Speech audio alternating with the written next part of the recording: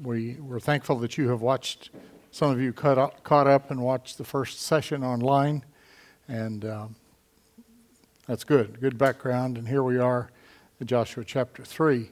I will mention again what I did last week, and I probably won't do it again.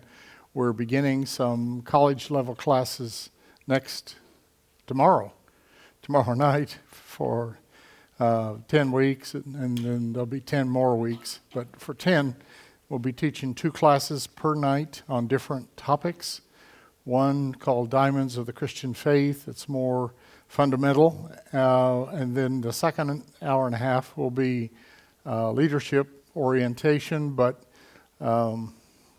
that's really hard for me to tell which is which, because those blend themselves together for me most of the time. So I realize it's a 40-minute drive each way. I just made it. So I know the dedication it would take, so I'm not putting any pressure on anybody, but I didn't want you to find out that I was dating around on you, not being faithful here. But if you are highly motivated, or if you're figuring out what to do on Monday night with a friend, bring them over. There's no time commitment whatsoever. It's not like the semesters they have on the other parts of the school. This is really introductory time and just kind of a preparation classes. So you could pick 1 or 2 or, whatever you want. I've just got one sheet. I think Pastor Jonathan's got one sheet also. And some of you that were here last week should have one. Yeah, there it is. So the little white half sheet tells you what it's about, and then the yellow sheet tells you what classes in particular that we're going to teach on. And I'm excited about that. So my dad would say, if you pray for me. We've had a great response. I don't know how many people are going to be there, but there's a possibility we'll just be overwhelmed with people. And for what it's worth, some of you know Pastor David Knox there, and he was available a week or so ago, and we needed his approval officially because he is the lead pastor. And so I gave him about a 2-hour preview, touching on each one of the 20 lessons that I'll be covering. And then as a result, he was the first one to sign up and pay his tuition. So that tells you something. And I told him this morning, I appreciate that vote of support and confidence, but also in a very real way, he needs to hear what his people are hearing, because many of the people will be coming from that church. So, there's a good safeguard there as well. And we work together well with Pastor David and have a very good relationship. He's an amazing man, truly amazing. So, on to Joshua 3. I hope you will read if you haven't read. We're not going to read any of Joshua tonight, but point out some things that are significant in the developments. The 2 spies have returned that Joshua has sent on the reconnaissance mission. They've brought back a good report about the city, Jericho, the first one in the path, and the land of Canaan in general. Surely Joshua must have had some anticipation and excitement, just normal anxiety about what do you think is going to happen? Because they're in the atmosphere of being in the middle of a miracle about to pop. And, you sense something. You can't maybe always identify it, but you sense a troubling of the waters. They're right in the middle of something. You see, these people are not army members. They don't have special forces. They're not fighting people at all. They're much more pastoral and herders, but the battle is in front of them, and who are they going to send, and what's going to happen, and how do we do this? So the report was a good report that was correct, but in the first part of the first 3 chapter 3, verses 1 through 6. Following God's plan. Well, that's a loaded phrase, I can tell you. In the first verse, it says that Joshua rose early in the morning. This is not going to be just another day at the office, and sometimes when we are up, or when we are in preparation and seeking God for not only direction, but also for timing, because both of those things are important. If you just get one of them, you may well mess up on the other one. Direction and then timing. And what's God going to do on this historic day? And what was Joshua doing up so early? Probably more early than he was accustomed to. I think he was probably meditating on the goodness of God and remembering what God had done for Israel up to this point. He was a part of the Egyptian bondage and the deliverance through the Red Sea and all the 40 years in the desert. He's seen God do just tremendous things over the long haul. And now, what in the world is God going to do now? And I'm looking forward to it, but boy, am I anxious. So you can imagine, Joshua's just a man. He's not part of the superhero team, and he just kind of taking it easy and let it come as it goes. He's just a man. But he's been trained. He's been trained under Pastor Moses for 40 years, and he knows some things. Depending on God, I believe, for direction and for timing will disturb your sleep, either late or early, one or the other. And I know there are people that are sold out on early morning when they read and pray and meditate and find what God's voice is for the day, and they're just sold that everybody ought to be early. And then there's some other people that are late birds, I'll call them, that they wait, it's after midnight when they do their best meditation and on Scripture and seeking the face of God. So I don't think there's a right or holy time of day, but it's good to have some time in your daily process of personal time with God, just some alone time. And, if it's late, don't let those morning people intimidate you. It just, I would prefer morning if it began later. That's my approach. And late night is no problem. So in Joshua 3:3, what a statement this is. When you see God move, you move also. There's some simple but powerful things to see right here. We do look to God for direction. We do look to God for timing. But when he begins to move, and in my mind I'm thinking not just in your personal life, but in your worship time on Sunday, and whenever that happens, when you see God begin to move, jump in. Don't be a spectator and go to the back of the room and go, boy, this is good. This is interesting.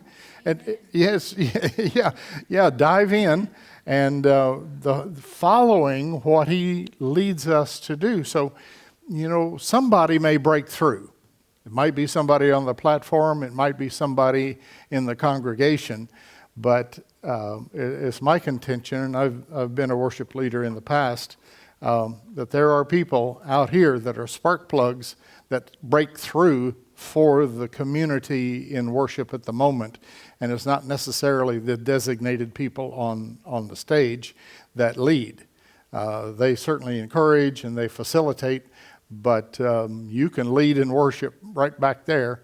And you don't even have to say anything. You just, in the Spirit, you just move and lead and trust that others will follow. The mention here of the Ark of the Covenant, this is an ark that was made by the direction of God, by the hand of the team, Moses and others. And it holds the tablets that have the law. It holds Aaron's rod that was used. And it holds a bowl of manna. And that's what's in the ark. All those are miraculous happenings and development. And so what happens here is that it becomes a symbol of God manifesting himself among his people. It isn't a magic box. I don't know if you've read the trash written by Eric von Däniken, The Chariots of the Gods. And it's his contention that a UFO manned by aliens was in the cloud, disguised, and there's what's called a mercy seat on the lid of the Ark of the Covenant.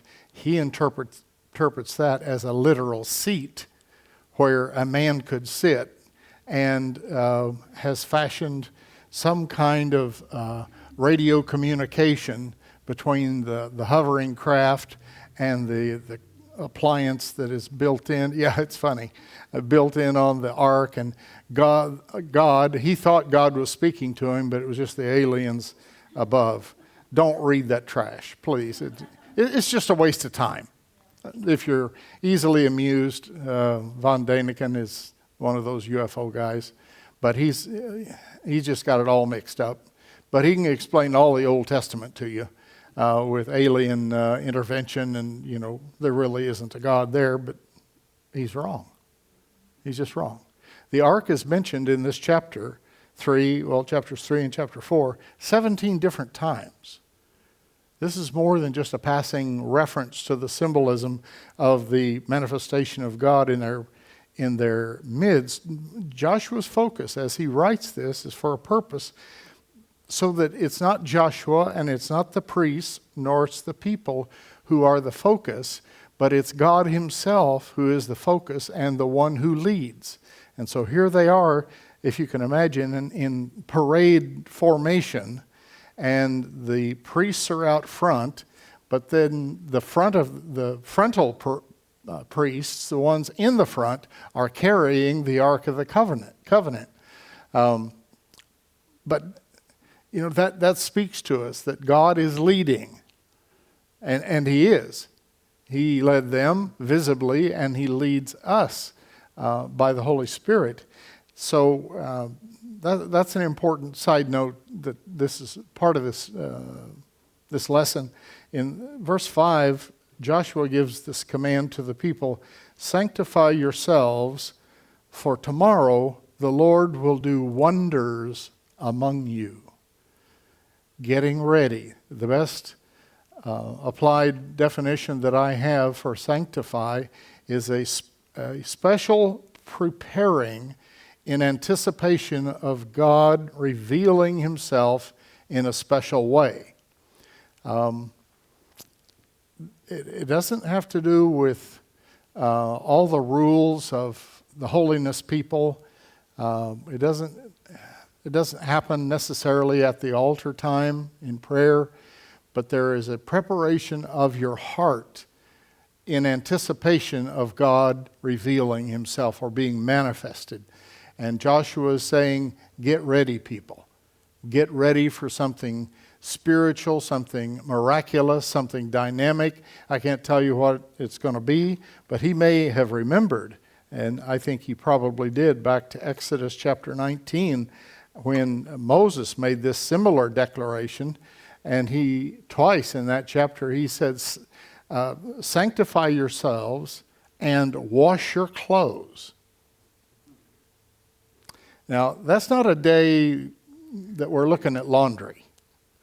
Don't get sidetracked by this. But get ready. It's preparation for something important. And we're in an era now where people dress casually for church. I'm not saying anything against or about that. I'm just saying this is what's happening now. Casual attire is acceptable. And it has been during my upbringing in Alaska. We had people come in off the mountain, almost from the hunting fields. Not quite with blood on their boots, but almost. And what we tried to do was just set a standard of wear your best and try to make it clean. And the rest, just be modest. But to demand that people dress up, that's just an outward, superficial demand. And so Moses is not talking about laundry. He's talking about preparation and the focus that we have when we start getting things ready. Maybe you sweep the house. Maybe you dust the furniture. Maybe you shampoo the carpets. Maybe you do something. The in-laws are coming, or the outlaws, or somebody, and you're having special people over, and you want the place to look nice. At least she does, and she's recruited your help. We're getting ready. We're getting ready for the family to come over on Christmas because something's going to be special. Well, it's kind of in that vein. We think that we know that God is going to do something special tomorrow, but it's good to get ready for that. You see, you can have special meetings, and whether they're extra nights or the normal slate of services, and God can move. And two people being in the same service can give conflicting reports. One person, and I've been part of this most of my life, one person will say, I didn't get anything out of that. I didn't really care for that color he wore, or, something like that. And the person on the same pew just down the row said, God met with me, spoke to my heart. I received something, changed my life as a Christian believer. And I said, were you in the same meeting? It's puzzling because it has to do with preparation and expectation. And if you don't prepare and you don't expect, guess what? You probably won't get much. And so part of the onus or the burden is on you as well to prepare when you come, and not just come in cold. You know what I mean. Just come in and you got everything else on your mind. I know some places that have a basket by the door for the cell phones because, 20% started reading scripture on their cell phone, and then they start answering their email and then punching out a text and stuff they need to get taken care of. They think, can't wait an hour? So wash your clothes. Get yourself ready for God to move, and be one of those who says, I really got something out of that. There was something there that was good, and I'm sorry if others missed it. It's always a good thing. Even if the anticipated moving doesn't happen, the preparation is still good. Ladies, yeah, it's still good to get prepared. Clean this place up and so forth. Two important keys to mention here. First is the preparation of that, and then second is the participation. When God moves, you move also. Don't just watch. And that's so hard for people to do sometimes if they're not used to God manifesting himself by the Spirit. We have to move into what God intends, not make it a fleshly display or turn it into something that we are comfortable or we approve of, but participate in what God is doing. And he may shake your standards by raising them. I don't mean by taking them away. He may rattle your world in some things if you participate, and we encourage you to do so. In the next few verses, 7 through 9, we see God exalting Joshua. And I'm going to skip over something that is a lot of good preaching material dealing with God encouraging Joshua in leadership, that as I was with Moses, I'm going to be with you. This thing's not going to trickle down because Moses is gone. God's still God. God's still alive. And he's going to use the leadership that follows after him just as powerful as Moses, with no disrespect to Moses. But nobody can fill his shoes. Who's going to fill Billy Graham's shoes? No one. Not Franklin and not his daughter. And, that was a unique calling. And their statistics that they have in the home office show that there were 6 million people over Billy's lifetime that came to the Lord in his meetings. 6 million conversions.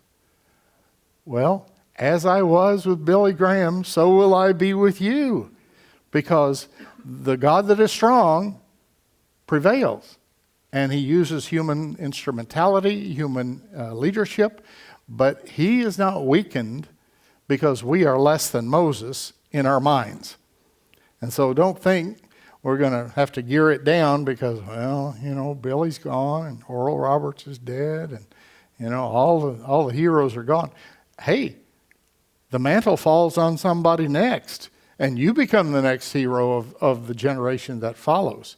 In verse 7, it's easy for us to look back at some previous time and see how things used to be.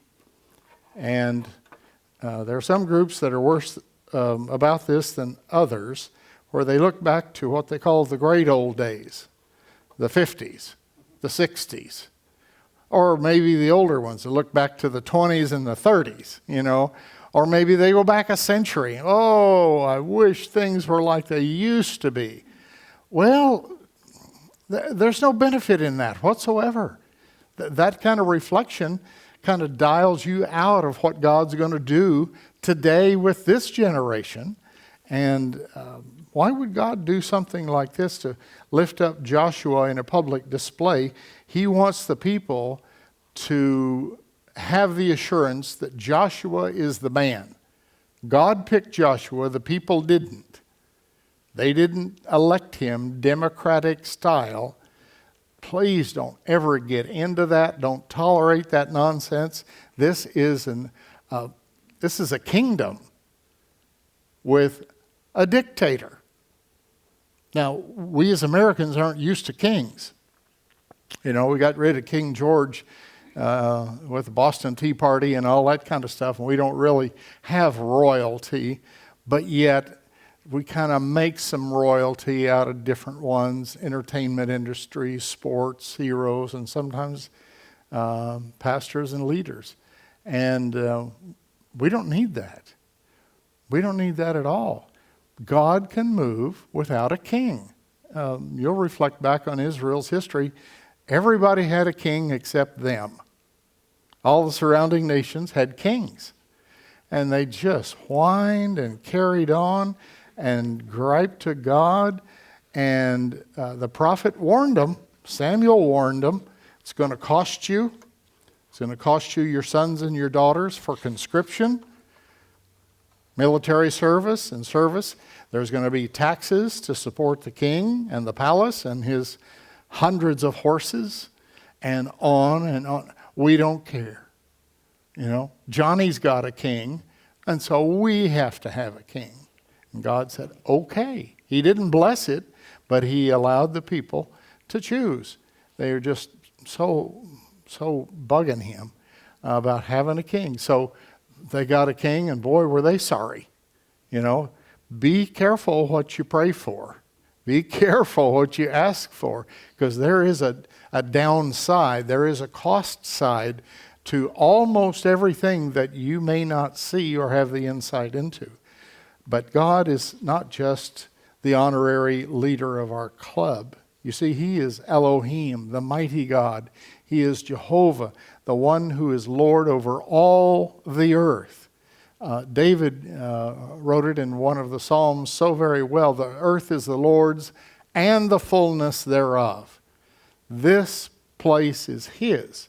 And if you think you own property somewhere, I challenge you to go to the records in the county and begin to research who owned the property before you did, and before they did, and before they did. And at some point, sadly, you'll find that land was stolen from somebody else. Or somebody with fancy pants got off the ship and planted a foreign flag and said, I claim this in the name of the Queen or King, depending on, England or Spain. And they didn't buy it. They just swooped in and took it. And then they sold it to you. And who does this really belong to? It really belongs to God. It's his, with the exception of the little tiny area of Canaan. And he gave title deed to Abraham and promised that Abraham would own that land. It would be his for his lifetime and all his descendants. And that's been a thorn in the flesh to other people in the Middle East because they don't think that that's something that should happen. But God's not just our honorary leader. He's the one who enables us, the ones that he has appointed to leadership, to lead and to function with power. And it isn't that we're special, it's that he is special. And we keep that focus forever. God didn't depend upon the strength and the abilities of Moses. Don't forget that. As great a man as Moses was, God didn't depend on his strength to get the job done. Now Joshua is appointed, and he's not going to depend on Joshua either. Not his strength. The strength comes from God himself. The power comes from God. And you're the appointed leader. Now that power will be given, or I hate the word, channeled through you. Not in the channeling way that the spiritists use. I didn't mean that at all. But if you're going to find your strength for ministry for God, you don't think that it's your strength that's making it happen or making the endurance develop. In verse 7 also is the reason for the miracle that is about to happen. And God gives it here that they may know. That they may know. God is going to display his power, not to show off, not to get a reputation in this venture, but for us to be assured that he's with us. So they probably were the children of Israel, the group of Hebrews, that they may know. See, that's confidence. In Romans, there's a verse that uses a similar word, of course, in a different language. It says in chapter 8, verse 28, and we know that all things work for good. Doesn't say we see it. It says we know it. There's a knowing with God that he will give you, and there is a confidence that comes with that God is in charge, and we are being extensions of his hand in ministry. Hand in glove, if you will. God is doing it. It's his power that's causing this to happen, causing the door of opportunity to open, empowering the servant to speak or to pray or to whatever in ministry that God leads you to. In verse 8, abrupt instructions are given from God without any projection of what's going to happen next. Don't you like to know what's going on? You go to the planning meeting with the boss and, okay, here's what we're going to do next, and you pipe up and say, and then what? I want to know what's going to happen next, where the piece is going to fall. What if this and what if that? How will we get across the river? Because they see their pathway has led us right to the river, and now we're talking about the land over the river. How are we going to get across the river? Well, crossing over Jordan in verses 10 through 17, and I've been here. I've baptized people in the Jordan River, probably just a holler and a stone's throw away from where John and Jesus were, John the Baptist. And it was quite an experience. I had my roommate with me, and he had just graduated from seminary. And so it takes really two people or two functions to baptize in the old way, because your entire body has to go under the water or it's not valid. So you have to have an inspector, an overseer in the Baptist tradition, one to help people in the water and down, and then the other one to verify even the top of their head got wet. Because if you self-baptize, which is a practice that the early Essenes did, they practiced water baptism daily. Every single day they began with water baptism, and somebody had to watch to make sure when they went down into the water, that the top of their head was covered. So that was my part, because I'm not a swimmer. And then while we were doing this for, 20 or 30 people, some busloads of Koreans came in, so there were about 200, and so had an opportunity to preach about the baptism, both of water and of the Spirit, to suddenly 200 people that were there from Korea. It was a good day. That was also the day that I was privileged to speak about Jesus taking the scroll that day and reading, "Spirit of the Lord is upon me," and he declared his manifesto at the time. The very special part about that is that I got to speak at the synagogue where he did that, in Nazareth. Same synagogue. It's been maintained since the 1st century. And that was 20 years ago, and I'm overwhelmed even now just thinking about the privilege. Both those things happened on the same day. And it's like, whew, man, I can't take this. God picked the hardest time of the year to have them cross over. This is just off the chart goofy. Every year in springtime, the Jordan River floods. Every year. Happens every year. Still does. You can go over there, April or March, whenever it is, and the Jordan River will go beyond its banks. So I want to give you a little bit of technical description, and you don't have to be an engineer to follow along with this to know what's going on. The river at flood stage is 90 to 100 feet wide. It's between 3 to 12 feet deep, and it has a falling elevation. Does anybody know what that is? What I'm talking about? A falling elevation of between 9 feet and 40 feet per mile. It's a flood. It is a raging torrent that would sweep the best swimmer away. I mean, I don't care how strong you were, that much water going that fast and that spread out. How in the world are we going to get across? None of us know how to swim, apparently, but you certainly can't swim in that kind of water. Why would God choose the flood stage of the spring? See, he timed it like this perfectly. He brought them to the river at the worst possible time and told them, "We're going over." What? Could you say that again? I think my hearing aid was low on something. What? This is just nutty. Here's the deal.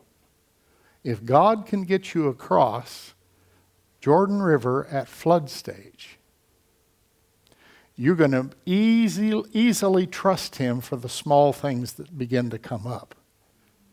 Because he doesn't have to wait for conditions to be compatible, for conditions to be right, for everything to be conducive to, well, now we're going to call this a miracle. Well, yeah, it's like, I don't know. I used to follow Big 8 football. It was in this region, and it was always disappointing when the University of Nebraska would show up with Little Sisters of the Poor on the first game of the season.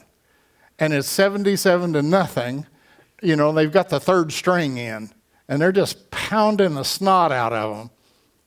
That's no game. I don't get to see Oklahoma or Nebraska or Kansas, pick some easy cream puff for those non-conference opening season games. I never did appreciate that. I want them to play the best.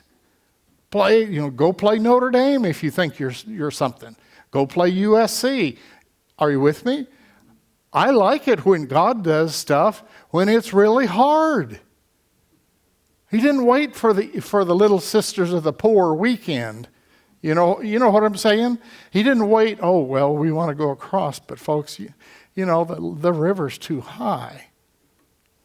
I can just see him rolling up his shoulders. His sleeves. Rolls up his sleeves. And he says, this is something that I'm going to do. Watch this. Just watch this. You're going to be able to trust him. And the things that are the challenges to you and your family, we're in a season in 2021 of major challenges to our church, our families, our country. 21 has the potential of being a really tough time I'm not afraid. I'm not giving up. I know God is still in control. You see, on November the 3rd, God didn't lose control of the world. Or, run to the other room and scratch his head and go, I wonder what I'm going to do. Man, this just didn't go like I thought it was going to go. He's still in charge. He's still in charge, and he knows what is going to happen. He wasn't surprised what happened last week. I was. I was surprised and embarrassed. That's not the way we do things in our country. Not supposed to be. But God knows, and we can trust him when he fully demonstrates that his power is sufficient even in the worst of conditions. He did that for these people, and I believe he'll do it for you as individuals and you as a church body this year. He'll show you the way through some very hard things, and you will be able to trust him more and more.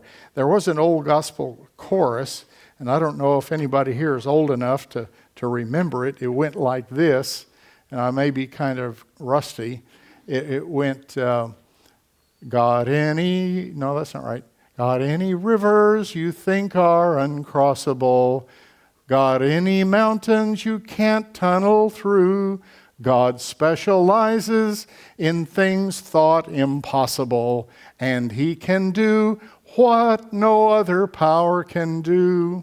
Well, I'm a little croaky, but you get the message. You think you got a tough situation? God's the only one that can really handle it, and he can handle it with ease. Some personal application would have been an ideal time for Joshua to use the Red Sea method of parting the waters. Depending on the wind from God, you remember Charlton Heston. Yeah, don't you? From the Ten Commandments, all right. And here comes the water, goes back and stands up, and God causes a wind to dry the path for them to cross, and Joshua was there. He saw it. Well, hey, now's a good time to pull that one out. We got to go across this flooded river, and let's just have part 2 of the Red Sea technique, the Red Sea method of getting across. But God didn't go for that. He said, take the priesthood and have them begin to march into the water. And that they got their Sabbath best sandals on. Oh man, I should have worn my old ones had I known this was going to happen, right? Their best Sunday shoes. Well, not Sunday, but Sabbath. But God didn't do it the way he did it before. You see, we are the insecure ones who find great security in having things happen the same way. We have some confidence in Monday tomorrow because I know what to expect on Monday for breakfast and for the work detail. And the more I know about tomorrow, the more confident and secure I feel. But God doesn't put up with that. He does things differently, not to make you unsettled, but to get you to transfer from trusting your own vision and looking ahead to accepting his direction. And what he directs is just not what you would recommend. March into the water. The ark, you want the ark at risk? Why, I see priests being swept off their feet and the ark floating down the river, and who knows what kind of heathen people are going to pull it out, and this could go really wrong and bad. Amen? This could turn out really bad. This is risky. This trusting God business. Well, if you've heard from God, you can move with confidence. You have to verify it's his voice. Now, that's another lesson, because we have a lot of voices in the world. From the network news to the other forms of media to YouTube to whoever else is in the house. And you've got your own voice, and then the enemy chimes in there. He likes for you to hear his voice too. But you have to winnow that down by experience to know when you are being communicated to by the voice of God through His Spirit. And there is a way to do that. Ralph Neighbor is a man I don't know, but in 1973 he wrote a book that was very impactful at the time. The title of it was The 7 Last Words of the Church. And they are this: we never did it that way before. A lot is made about the 7 last words of Christ on the cross, but he wrote it. It's a small book, but we never did it that way before, because people are upset when methodology changes.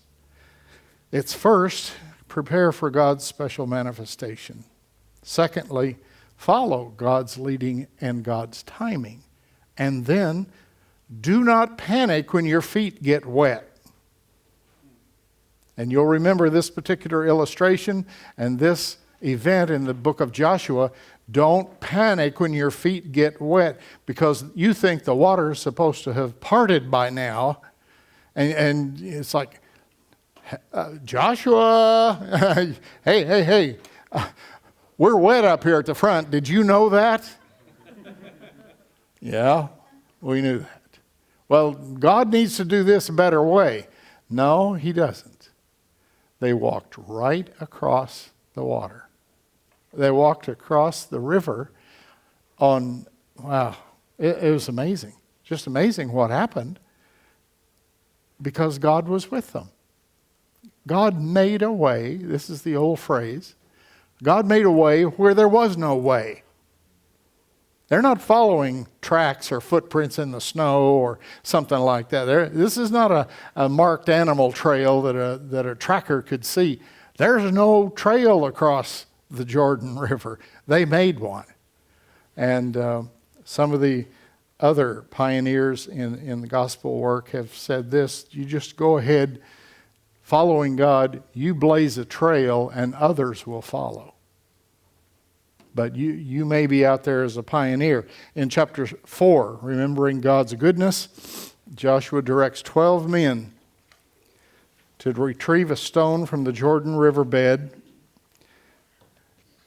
This was intended for them to build a reminder, a memorial of this event in the city of Gilgal, which is 10 miles from the Jordan River. Joshua also built a 12-stone memorial himself in the middle of the river.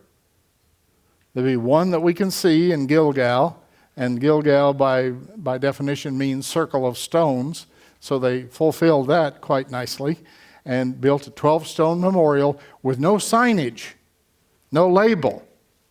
They didn't want people to just stop by at a historic pull-off site and go, oh, well, here's this, and here's this plaque that, that somebody made out of bronze, and we know what happened here. They didn't put any signage up. And there's a purpose for that. These are to be reminders, one being visible and the other being out of sight, the one in the river, of the goodness and faithfulness of God to the nation of Israel and to every single person there. Israel needed constant assurances that God was a God of His Word and that He would do what He had promised, and frankly, so do we. It's good to be reminded of what God has done in the past, in other people's lives, and in your life, and we can trust God smoother, maybe with less anxiety, both today and in the future. And, well, let me ask you this question. Wouldn't it be good if we had one to remind us of the goodness and faithfulness of God? Wouldn't it be good if we had a memorial like that? We have one. It's called the communion, where we take the bread and the cup and we reflect back to what God has done in our lives and forward in rejoicing for His second return. That is all put together in the communion observance, and we honor Him. We treasure those times of honoring God and reflecting back. What did He do? Because you have a track record. You've got some things in your life You might not identify them properly until you see them in the rearview mirror, so to speak, and go, I see when God prepared that way. I see what God helped me avoid. I see what God did to cause me to run into this particular person on this particular day at this time in their life and this time. He's amazing. Well, it also tells us in chapter 4, the memorial with a purpose. And this is the reason for these two 12-stone memorials. The meaning is given twice in this chapter. God did something great for the previous generations as he brought them across the Red Sea. But he also did a miracle working to get these people across the Jordan River. And in my mind, it's easy to think of the Red Sea as being a real big deal and the Jordan River as kind of being a little deal. Similar, but are you with me? But here's the trap. Do not ever think that God did something great for other people that you've read about or heard about, and he did something little in your life. Don't ever go there. He has done great, huge, gigantic things in your life also. Also, you may not have seen them yet. You may not have experienced the hugeness of what God does with your life, but you don't need to take a backseat to anybody's testimony at all. What God has done for other people is not great, and what he did for you was kind of casual. You have a great testimony, and you may just have to write it out. You may have to get somebody to help you, in an interview to write out what God did to change your life, both coming to the place of forgiveness and repentance, but also afterwards, what he has gifted you with, what he has been faithful to provide you with. Joshua applies this event of building the two 12-stone memorials to the practical part of life, and he states them in verse 6 and in verse 21. And if you're a parent, this will ring well for you. When your children ask. When your children ask. You're walking by the 12 stones in Gilgal with your family, and it's just 12 rocks. They're in the middle of the street. They're impeding progress. These are old, musty. Dad, what are these stones about? You see, a sign or signage or a bronze plaque would prevent what happens to instigate this kind of conversation. Dad, why are these stones here? Son, let me tell you why. This is why and how God brought the nation of Israel across the Jordan River in miraculous fashion at flood stage. What? Really? Did that happen?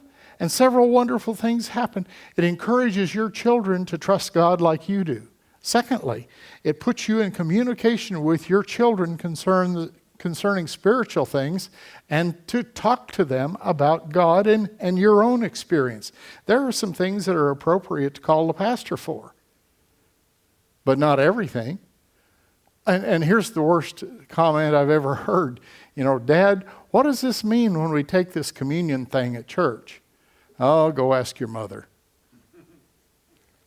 That's terrible, right? I mean, we should be able to answer questions of how we worship and how we believe. And I'd say the smallest task would be to explain it to your children. And the challenge is getting it down to where they can understand it. You use third grade words with a third grader. You don't use college level language and that they don't understand. And since there are questions that need informative and honest answers, I believe, and this is something that I've been involved with most of my adult life, Every believer in Jesus Christ needs to be equipped with answers to the questions about their faith, not only to hear it like you're hearing it on Sunday night and writing it down, but then also how to communicate that in a believable way to another person. There are people that are genuinely saved. They are Christian, but they don't understand what happened to them. They can't tell you what happened to them, and they certainly couldn't explain it to an unbeliever in such a fashion that they would come over and believe and be converted. You suppose that's an important thing for us? I think everybody is called to that basic evangelism, if you want to call it that. Explaining to one other person, one other adult, what we believe in a believable way.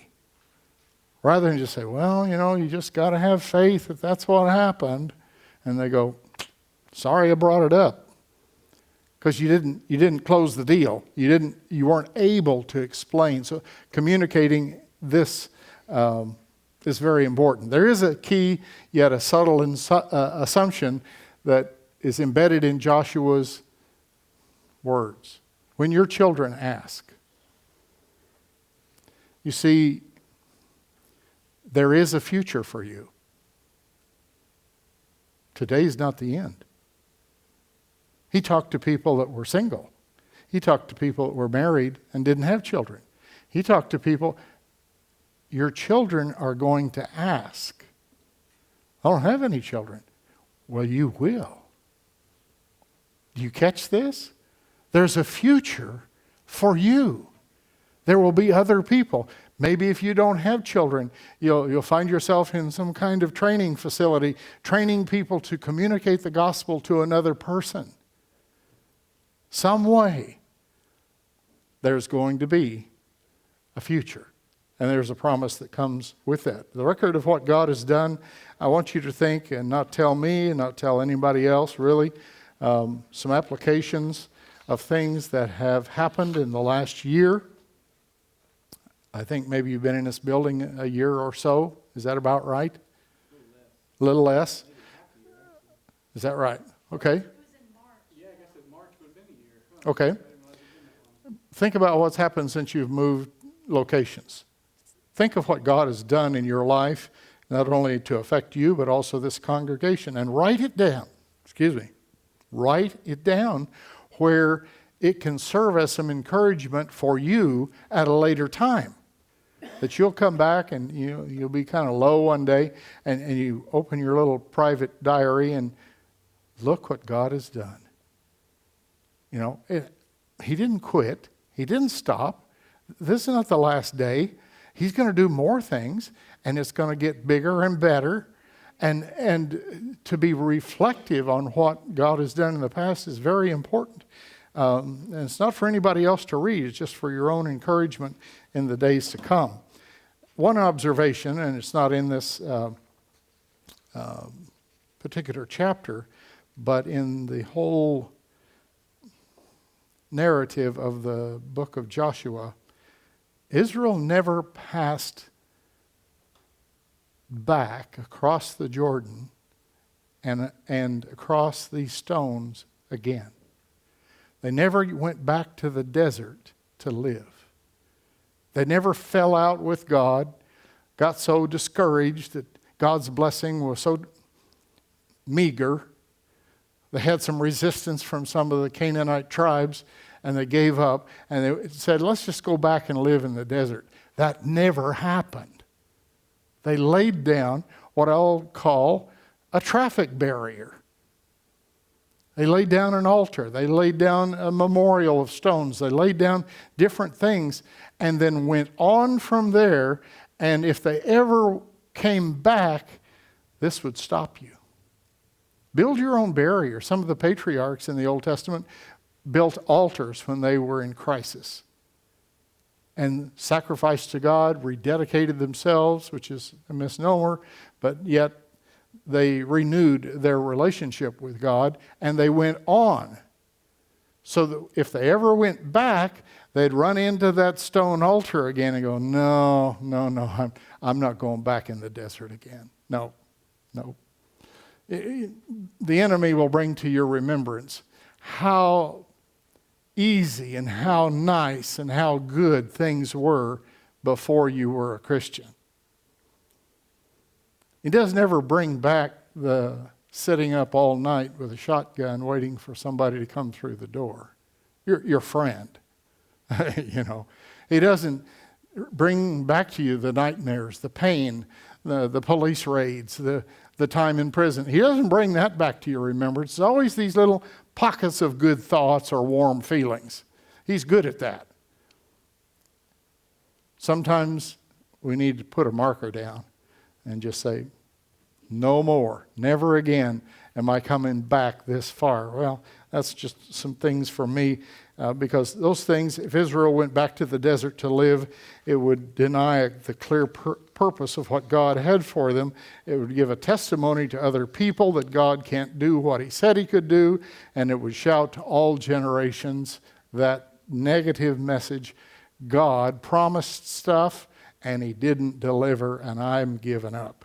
So recognize what God is doing in your life. Put down a marker to look back on and be ready to answer questions with a testimony of how good God is. What good God has performed to get you to this place, this physical place. Say, well, we're yearning to be in the building. I know, me too. I'm with you. But this is better than where we were. Okay? And the next step will be better than this. You know, and we go forward, and we don't give up on God. We recognize what he does, and you know, sometimes the wheels grind slowly, but my oh my, he does it thoroughly every time. Going on into chapter 5, we've seen Joshua and the children of Israel observe what God has done in a mighty way and crossing over lots of emotions, the full spectrum, and so now they're ready. For what? Well, they don't know. They don't know what's coming next. And so I want to draw, and this is not an inexact, this is an inexact analogy, so don't get carried away with it. But when you see in whatever your favorite sport is, teams or individuals preparing for the championship game or match, often in the interview, they are asked, what do you do? Put in more trick plays, you know, little extra things. Nope, we go back to the basics. We go back to basic blocking and tackling, catching the ball, shooting layups, the easy stuff. Why? Because you're getting ready for the real test of everything that is about to happen. And so God kind of does that in a way with Joshua and the children of Israel. And we know that because of their experience in the desert, things didn't happen the way they should have happened. The sacrifices were not made. The covenants were not recognized. Different things that they failed to do or they could not do. Say, well, why didn't they do sacrifices? Well, they didn't have a temple. They didn't have the place to properly sacrifice, and so they couldn't. And this has happened off and on for many years. But God said, let's go back and lay down the basic fundamentals again. 2 elements I want reinstituted, and that is circumcision of the male and the Passover feast. In Genesis 17, God made a covenant with Abraham and chose circumcision of the male as the token or the sign that the covenant was active. The token is not the covenant, and some confusion can come about and is readily experienced when you have possession of the token, but the covenant is not active in your life. You know, you can put a Rolls-Royce badge on a bicycle and run around the neighborhood, and they'll just laugh at you because you got the badge, you got the token, but you don't have the vehicle, you know. And even if you take the badges off of a Rolls-Royce, it's still a Rolls-Royce, right? You can live without the token, but God has linked them together. In almost every covenant that he has initiated, there is a a token of the covenant being active that he links together. It's an outward sign of what happens in the heart.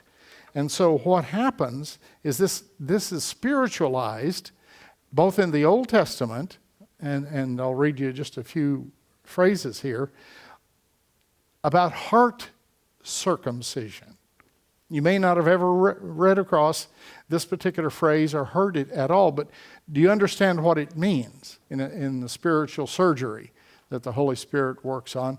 One of the best definitions that I've found is this: the cutting away of the unnecessary. It's just unnecessary. And God can come to our heart and cut away what is not necessary. Oh, but that's something I like. I know, but it's not necessary. It's impeding your progress. It's taking up too much time, too much finances for your situation, and we're going to cut that away. And I feel my heart over the years just getting smaller and smaller, not in dimension, but God just keeps trimming things that are not necessary for my function in what I do. And so this is not some kind of twisting words. This is what is stated in Leviticus 26. If their uncircumcised hearts be humbled. Okay, there's an insight into God's mind. Deuteronomy chapter 10 says, circumcise the foreskin of your heart. Okay, and also in Deuteronomy 30, and the Lord your God will circumcise your heart.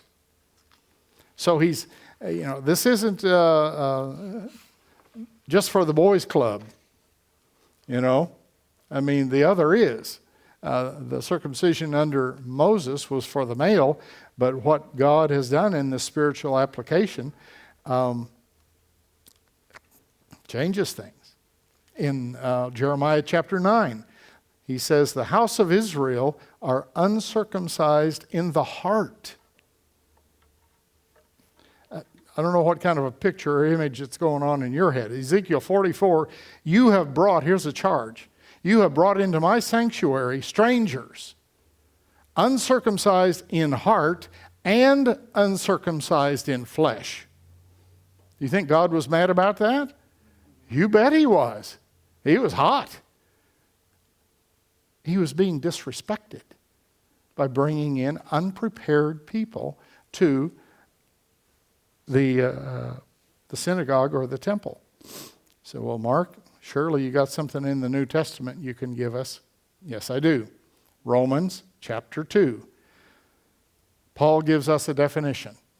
He said, for he is not a Jew, which is one outwardly, you understand, in the flesh, neither is that circumcision, which is outward in the flesh, but he is a Jew, he's defining now, he is a Jew, which is one inwardly, and circumcision is that of the heart, in the spirit and not in the letter, whose praise is not of men, but of God.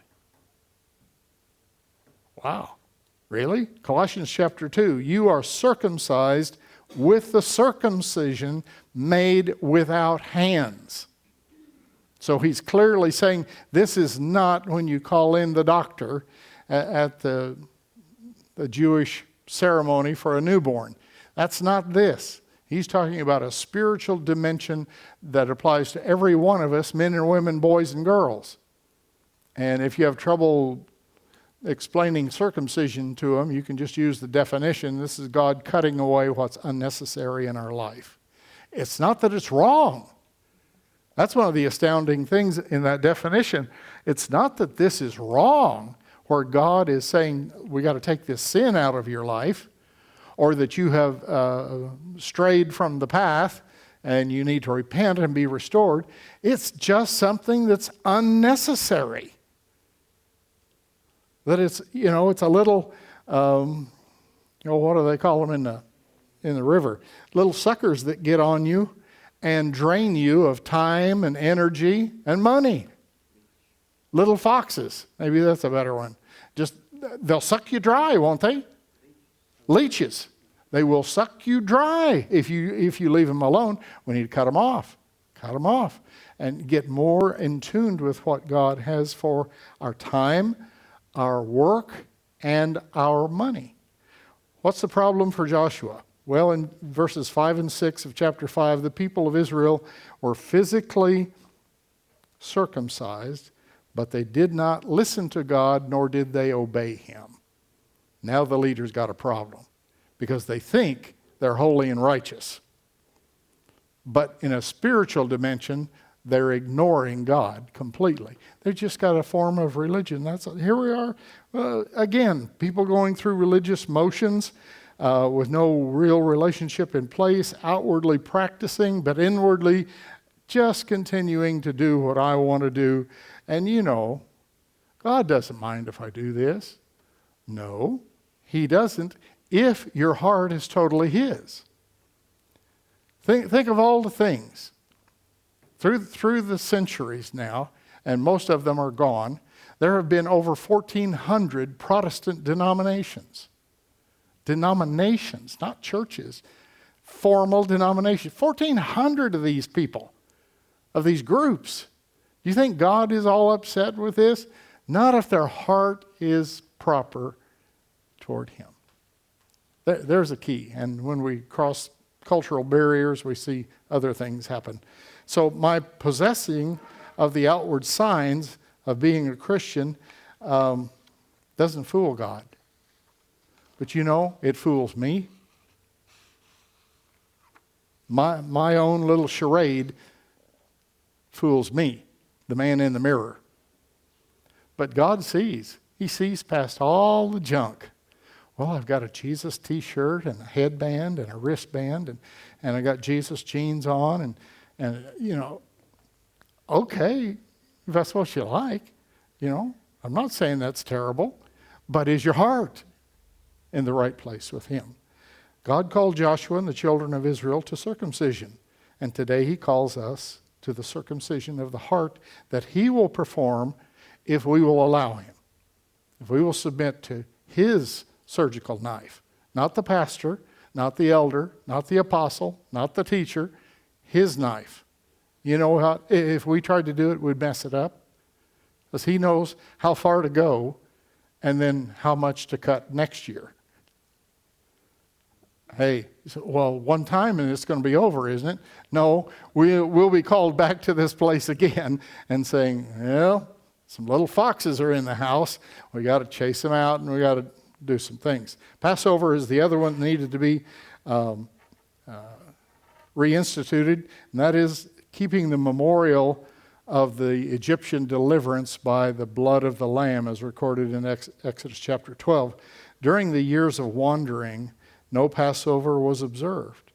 In fact, it got so bad, Amos writes in chapter 5, that the extent of the lack of offerings and sacrifices resulted in what he called idol worship. Can you imagine the Israelites, the Hebrew people, participating in idol worship because they had neglected the Passover and the related things? Man will always find something to worship, even if he has to create it with the work of his own hands. An idol, a piece of wood, a piece of stone, all kinds of things. People find something to worship. And some that we know in this culture and society, they worship what they see in the mirror, or they go to their wall, what I call the I Love Me wall, where all their achievements and all their awards, and boy, I like that wall. It looks so good. Because I'm worshiping me. I think I'm really better than.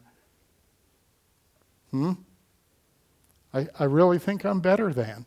When I get away, when my heart gets away from the humility that God wants me to have, I start thinking I'm better than somebody. Man, it's quiet.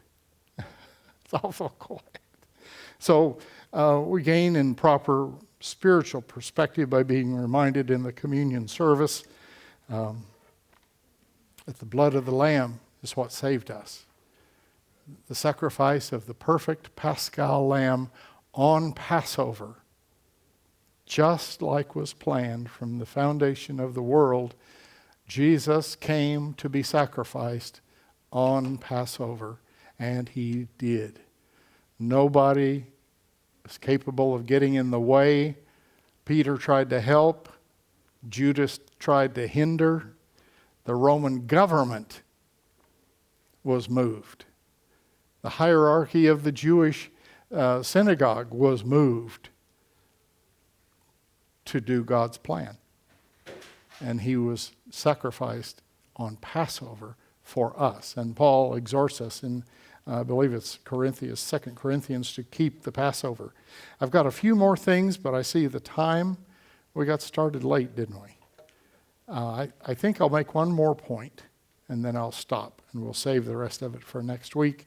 In Joshua 5:9, this is a good place to end on what I call the most significant event, and in the history and the Old Testament writings, you may not be getting that much. I understand that. This is your first time through, probably. But on the 75th time through, it'll be different than it is tonight, I can tell you. But in verse 9, there is something significant for your life. It is here that God declares that the reproach, and that deals with the humiliation and the shame that's attached to a life of slavery and bondage. Are you with me on that thought? There is a shame and a humiliation that comes with a life of sin, slavery, and bondage. Oh, you're the one that used to, run the Hells Angels chapter in Oklahoma. We'll never forget it, brother. Oh, thanks. When people look back to what we were before God changed us, there are things that are shameful. There are things that are humiliating, things that will touch your testimony and take the shine off of it. Let me put it that way. But right now, here we have a group of people who may have the mindset that we are just slaves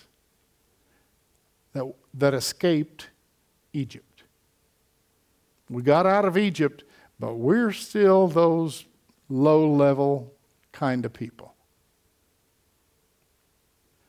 And in verse 9, God declares that you are no longer a slave of Egypt that has escaped, but you are now the covenant people of the Almighty God Jehovah. The shame, the humiliation is removed.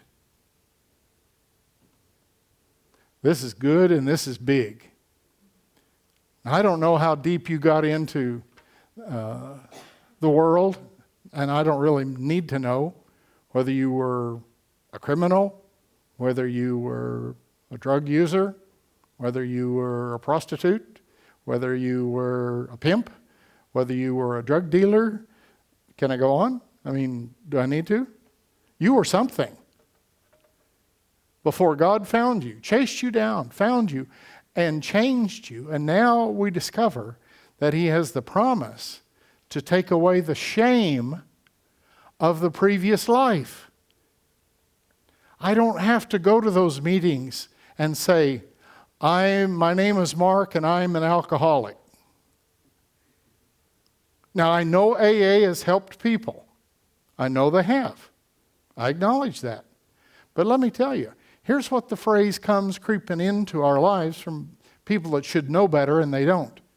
Stand for a testimony, or you give a prayer request, or you're in conversation and you say, well, I'm just a sinner saved by grace. Well, brother, you may be, but don't include me. And I'm deadly serious.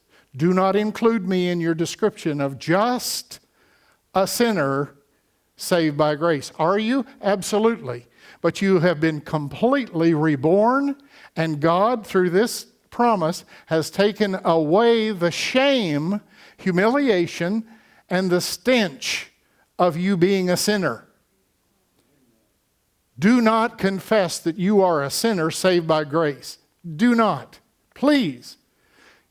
You are a son. You are a daughter of the Most High God. And that person is dead. Amen. That's not you. You are reborn. That old man is dead. Keep him dead. If you say, I'm just a sinner saved by grace, he sits up in the casket. You trying to animate him and bring him back to life and go, yeah, I'm just... Now, it sounds real humble. But let me assure you, on deep analysis, it ain't. And I use that intentionally, just for emphasis. It's not. It's not. It's not part of your life. And there are people that have had all kinds of problems. You know, 2 minutes. I spent about 5 years of my adult life establishing a home in Houston, Texas, to receive sex abuse, trafficked victims from other countries that were rescued from houses by the FBI, and there is no place for them to go. Say, well, there's foster care. Believe me, they're not ready. They're not ready for a girl that's been raped 25 times a night for several years, and she's still 12.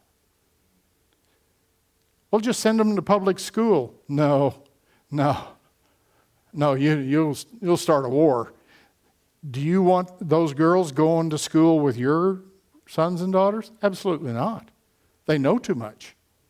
They've experienced too much of life. They're physically a wreck. They've been neglected in every kind of health problem. They have split off into multiple personalities. You don't know who you're talking to half the time, maybe more than half. I have a stake of 5 years of my life, full time, 7 days a week, building a home, raising millions of dollars to bring those girls to a place where they could be restored physically, psychologically, where they would hear the gospel, maybe for the first time. They're from Cambodia, they're from Vietnam, they're from Saudi Arabia, they're from Ukraine, they're from South Africa, they're from all over the world. And they've never heard the gospel. Not only do they need to become a believer in Jesus Christ, they need Joshua 5:9 and to have their past washed away with the shame and humiliation that goes with it, and they never have to say, I'm rescued from a sex trafficker again. Ever. Maybe you will understand a little bit of my personal intensity now. Don't admit that you're a sinner saved by grace. I think you were, but that was only for a third of a second. Anybody with me? You were a sinner saved by grace for a third of a second, and then you became a child of the Most High God. Shake it off. Let it go. Declare that you're now part of the covenant people of God. You don't ever have to admit that shameful past again. Again. I was driving past a bar in Webb City a few years ago. I saw a familiar pickup. I pulled in. Sure enough, my old friend Bill. I sat down at the table. He just turned white. I mean, white. He said, I heard that you were dead. And I thought, well. And I said, yes, Bill, I was. But now I'm alive, and let me tell you what happened. And he sat there, and he heard the change that had come over me. Did I deserve to be dead? Absolutely. Was I living a risky lifestyle? More than that. I thought you were dead. Now here you are in the flesh. It was an amazing few hours. I hope you run into one of your old friends about that same way. and they hear that you died, and now you can tell them you're alive again, and who you are, never, ever having to admit what you did before. Shake it off. Claim Joshua 5:9 and allow the shame and humiliation of your former life to pass. God has promised to take it away. We'll pick up at that point next week, the ceasing of the manna, and you'll be blessed and amazed at what happens. And I know, and Jonathan had a kind way of reminding me that we announce this for an hour, and I usually go an hour and a half. So now I've gone an hour and a half, and I'm going to stop. So God bless you tonight. I'm glad you were here, and we trust that you'll think about coming over on Monday night. I don't know if there's somebody that you can carpool with. I know it's 40 minutes. I know it costs $10, but it'll be worth it because you've got free samples here for several months. Amen? Pastor, would you come?